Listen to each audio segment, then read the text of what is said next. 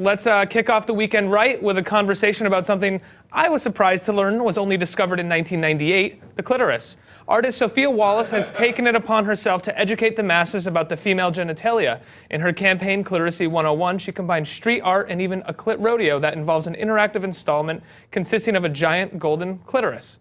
Wallace is breaking barriers and being open and candid about the elusive part of the female body, but what exactly is clitoris? Wallace told the Huffington Post, "I wanted to talk about female genitals in a way that I felt wasn't really being talked about. This word clitoris perfectly breaks down the idea of the project. It's pithy. It's this pithy, wonderful little word that encapsulates so much, so quickly, and so simply." So talk to us about clitoris, how you came up with this idea. I just sort of read your quote, but what you're trying to really achieve with it. Sure. I was struck by the fact that even in 2012, when I started the project, in visual depictions of sex, we just never see the clitoris. And as I looked a little bit deeper, I started looking at architecture, fine art, cinema, and the further I went, the more absence I found of the clitoris. And I just was shocked by this. And at the same time, as I started doing research, I came across the work of Australian urologist Helen O'Connell.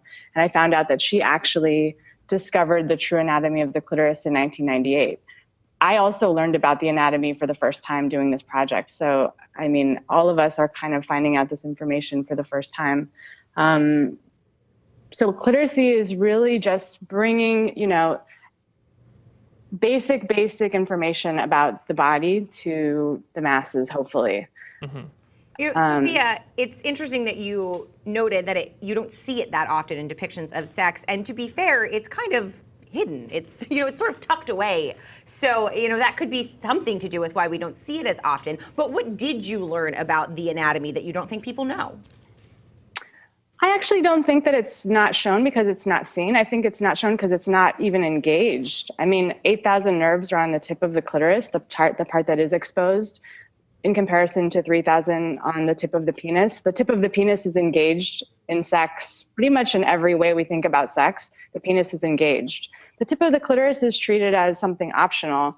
And I think that's completely based on social construction. I don't think it has to be that way. And I think in 2013, it's time that we start working with actual anatomy and science and not treat the female body as like, the earth is still flat when it comes to the female body in terms of our understanding of science. And that's just embarrassing. What is that social construction that you're talking about that has led us to generally hide the clitoris?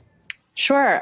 Well, Freud, for example, in 1905, invented the paradigm of like the mature versus the immature orgasm. So the mature orgasm was achieved through penetration with a penis, whereas stimulation of the clitoris was an immature orgasm. So this has been going on for some time. And then we have things like, religion, this idea of like the Virgin Mary, the saint, and virginity based on literally, I mean, that godliness for a woman, the most high state you could attain is to be a virgin mother, which, no one can ever actually live up to. And while I don't think most of us think of these ideas literally anymore, they still sort of hang around and permeate our world. And with words like virginity kind of being thrown around all the time. So I think that the words, the language are still very old and it's time to update them. This project is an attempt to begin to update language and invite people to also contribute their own language.